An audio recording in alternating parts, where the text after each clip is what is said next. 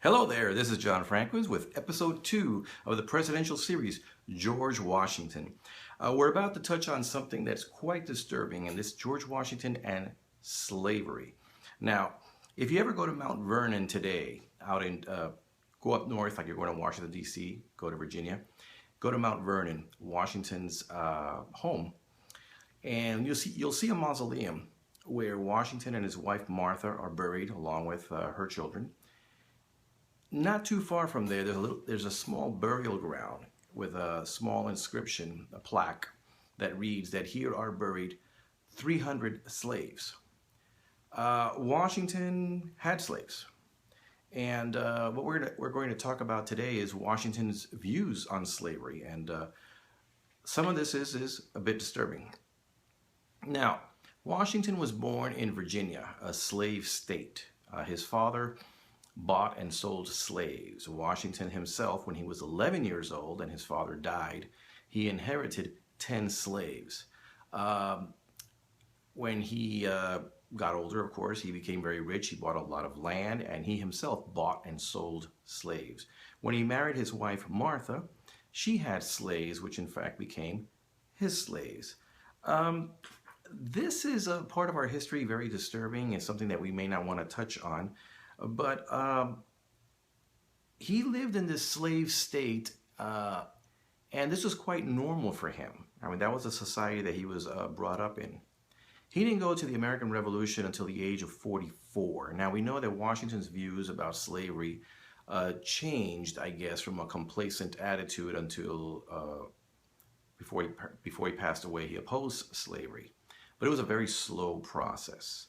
And when he went to the American Revolution up north, he noticed that the Northern Society, the states that he visited, some of them did allow slavery, but they didn't rely on slavery for their economy, let's just say.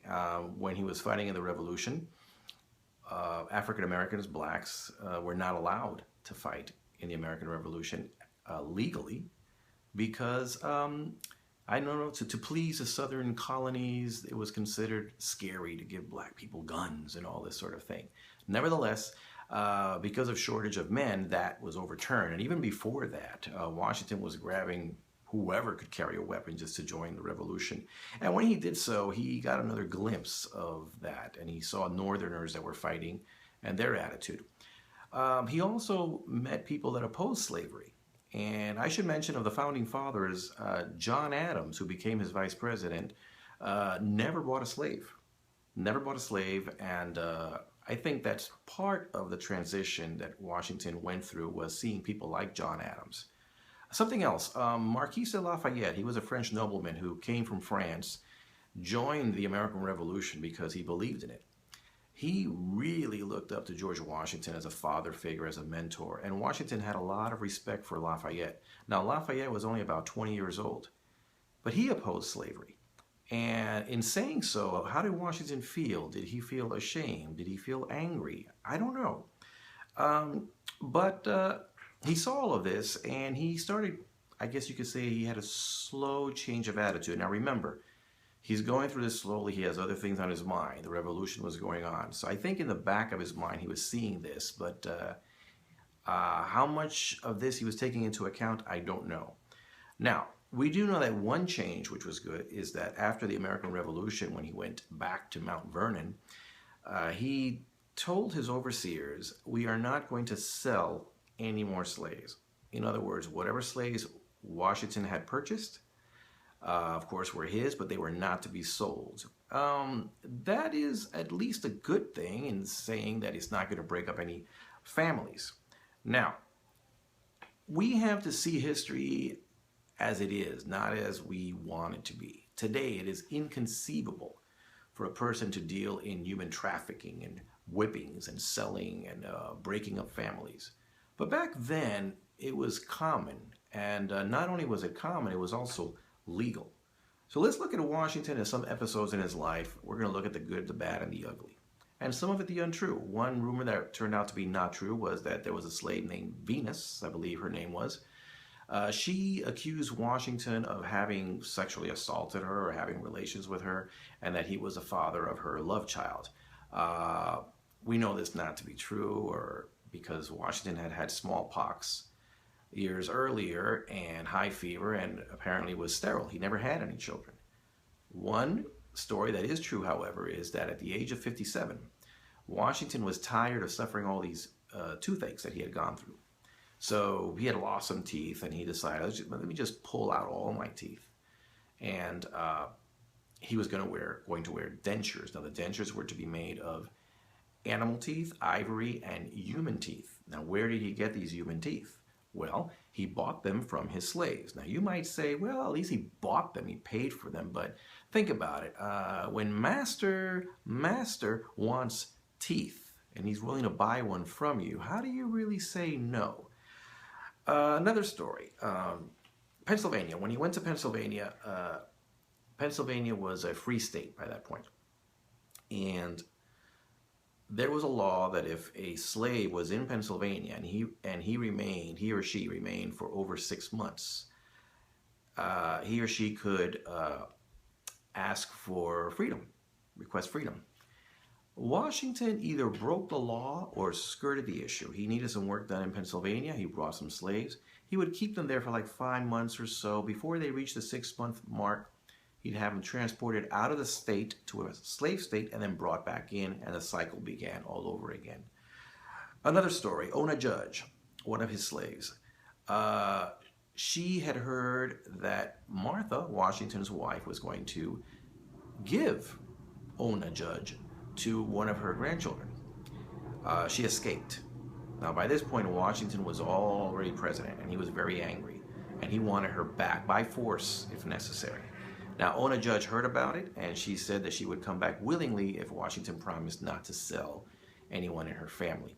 Now, Washington responded by saying, I don't negotiate with slaves.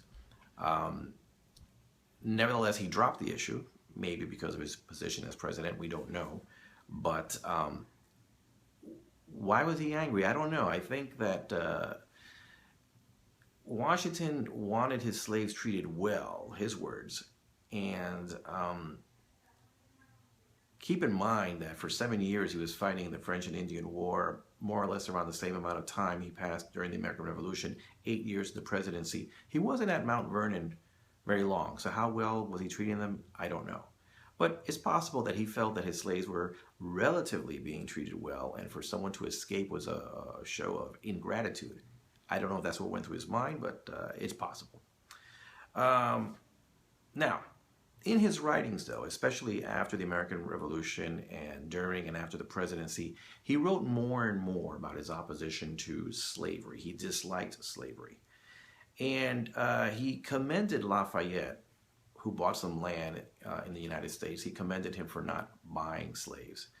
If this is true, why didn't he abolish slavery then?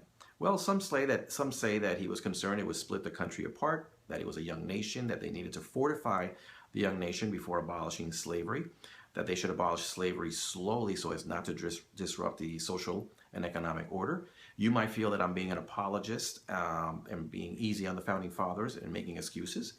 Maybe so, but nevertheless, that does not mean that it's not true. Others might say that slavery is immoral, period, and that why should the black race be made to pay the price for the white race? Now, one thing that he did do, though, is that in his writings, he wrote that when his wife Martha passed away, that his slaves were to be freed.